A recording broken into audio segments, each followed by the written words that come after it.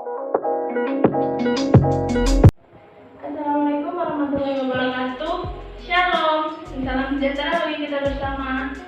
Pertama-tama, mari kita panjatkan puji syukur kehadirat Tuhan Yang Maha Esa yang telah melimpahkan rahmat-Nya kepada kita sehingga sampai saat ini kita masih diberikan kesehatan dan juga kesempatan untuk dapat berinteraksi, berdiskusi, dan berkomunikasi bersama-sama walaupun dengan jarak dan menggunakan media perantara dari rumah kita masing-masing. Sebelumnya, saya akan memperkenalkan diri saya terlebih dahulu. Perkenalkan, nama saya Fazika Febriani, mahasiswa Fakultas Ilmu Sosial dan Ilmu Politik Universitas Tanjung Pura. Pada kesempatan kali ini, saya akan membahas mengenai pentingnya terampil berbicara di depan publik bagi mahasiswa, terlebih di masa pandemi COVID-19. Nah, pasti kebanyakan dari mahasiswa itu malu, takut, sehingga enggan berbicara di depan publik. Termasuk saya juga nih.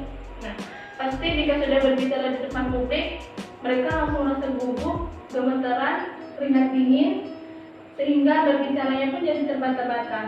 Nah, itu bisa dibilang bahwa kita itu nervous. Itu penyakit utama dari berbicara di depan publik.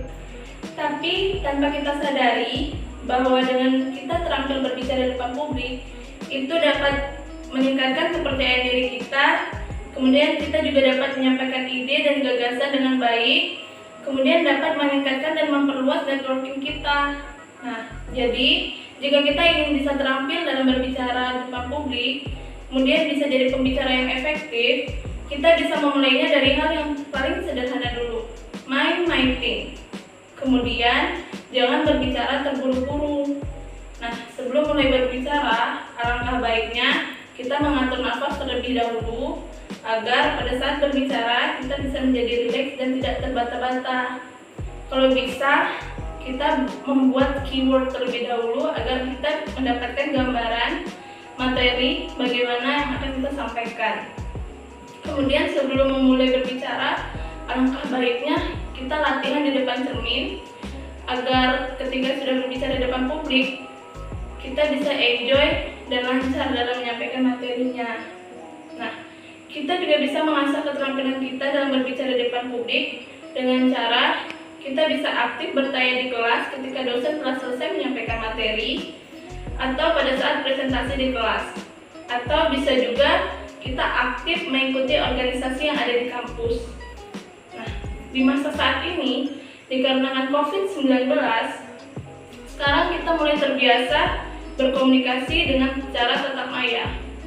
Dari yang biasanya berkomunikasi tatap muka atau secara langsung, sekarang dengan alternatif tatap maya. Kita juga bisa berkomunikasi dengan menggunakan media perantara.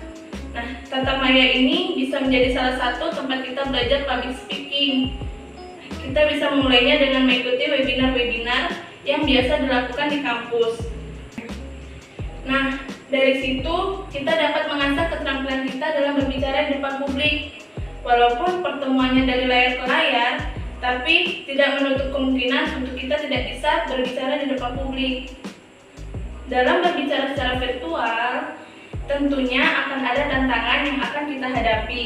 Seperti tidak semua orang yang mengikuti webinar itu berada di tempat tertutup. Nah, mungkin saja mereka ada di tengah-tengah kesibukan lain. Jadi pikiran mereka itu terbagi dan tidak bisa fokus pada webinar. Itu sebabnya kita perlu menarik perhatian atau menaikkan mood dari audiens agar lebih fokus dalam mendengarkan apa yang kita sampaikan. Kita bisa memancing dengan mengadakan kuis atau hadiah menarik untuk penanya terbaik. Nah, kita harus bisa melawan rasa takut dan rasa malu kita karena sering dikatakan bahwa menjadi bisa karena terbiasa. Banyak latihan membuat seseorang menjadi sempurna. Jika tidak mencoba untuk takut salah, maka kita akan selalu merasa takut. Jika selalu merasa takut salah, itu akan menjadi penghambat kita dalam berkomunikasi. Yang terpenting, kita harus berani mengungkapkan, harus percaya diri, dan harus mau banyak belajar. Karena belajar bisa dari siapapun dan kapanpun. Demikian kiranya dapat saya sampaikan. Kurang lebihnya saya mohon maaf jika ada kesalahan kata. Dan atas perhatiannya saya ucapkan terima kasih yang kedepannya. Akhir kata, wassalamualaikum warahmatullahi wabarakatuh.